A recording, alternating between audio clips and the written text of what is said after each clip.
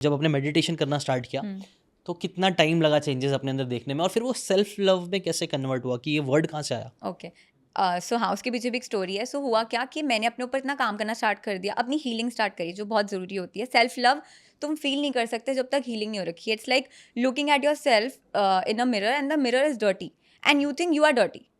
But वो dirt क्या है? तुम्हारा पास्ट का pain, negative beliefs, trauma, wounds, जो तुमने हीलिंग नहीं करी है जिसकी.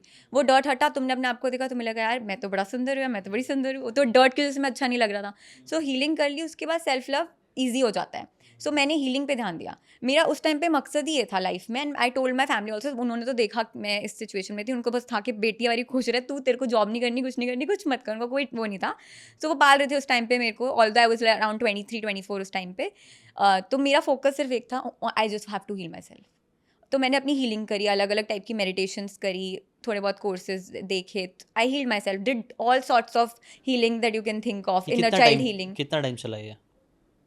चला ही, मतलब करा मैंने कहा. छोड़ा वो नहीं एक मतलब दिन कभी चला? अभी भी I heal, right, I still heal. Healing, true. Self love and even law of attraction, 3 चीज़ें जो मैं सिखाती हूँ. ऑन गोइंग थिंग, ये कभी भी खत्म नहीं होनी चाहिए. इट्स नॉट कि एक रात मैंने बैठ के हील करा, चलो अब लाइफ लॉन्ग टेंशन खत्म. नहीं, कंटिन्यूस प्रोसेस, कंटिन्यूअस है. It's an evergreen thing.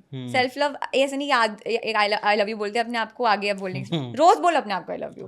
Same attract कर रहे हो अपने डिजायर्स. एक चीज़ मैनिफेस्ट होगी नहीं, पूरी लाइफ मैनिफेस्ट करो अपनी. राइट. सो हीलिंग करी. सेल्फ लव का एक मोमेंट आया, मैं बताती हूँ कैसे. सो बिकॉज मैं अपनी हीलिंग कर रही थी और मैं चीज़ें सीख रही थी, तो अपने घर पे जाके ज्ञान बांटती रहती थी, जो मैं सीखती थी. और मुझे तब रियलाइज हुआ कि यार मुझे बड़ा मजा आता है ज्ञान बांटने में, और सुनने वाले हैं नहीं, लेकिन घर वाले भाव देते नहीं थे इतना. तो मेरे सामने बाई चांस एक लाइफ कोचिंग का सर्टिफिकेशन का एड आया. I signed up for it, so I did my certification and all. But self love वाला एंगल आया एक दिन जब मेरा. सो सेल्फ लव, मैं अपने आप को ना बहुत प्यार करने लगी थी, बिकॉज हीलिंग हो गई, साफ दिख रहा है चेहरा. तो मुझे लगा मैं तो बड़ी सही बंदी हूँ, और मैं जी कैसे रही थी अभी तक. सो हीलिंग के बाद सबसे पहली चीज़ जो होती है, दिस फॉर एवरीवन जो अपनी हीलिंग जर्नी स्टार्ट करेंगे, पहली चीज़ तो तुम्हें फील होगी that your body will feel very light. अच्छा. क्योंकि जो भी इमोशंस होते हैं, like unhappiness, doubt, worry, tension, stress, pain, ये सारे डेंस इमोशन होते हैं. That means they make you feel very heavy. And this is the reason why people are depressed will say ऐसा लग रहा है दुनिया का बोझ मेरे ऊपर है, मुझे भारी भारी लगता है, चेस्ट हैवीनेस.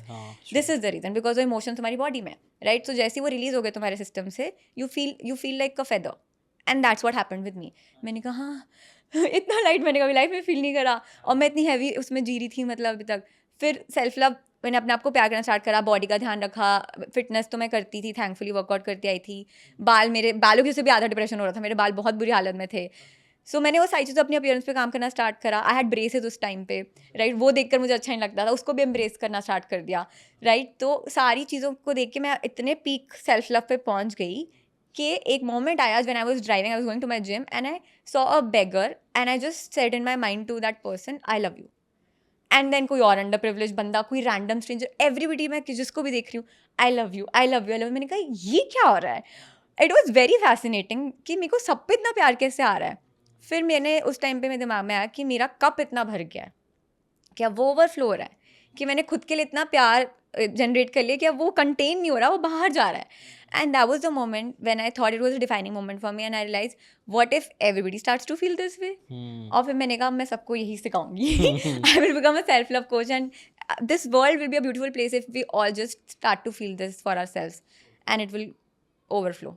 अगर आपको ये बातें काम की लगी होगी तो do check out the full podcast यार. जाके देखो, डिटेल में चीज़ों को समझो, तब ज़्यादा अच्छे से समझ में आएगा, ज़्यादा अच्छे से आप अपनी ज़िंदगी में चीज़ें अप्लाई कर पाओगे. Thanks so much and subscribe this channel.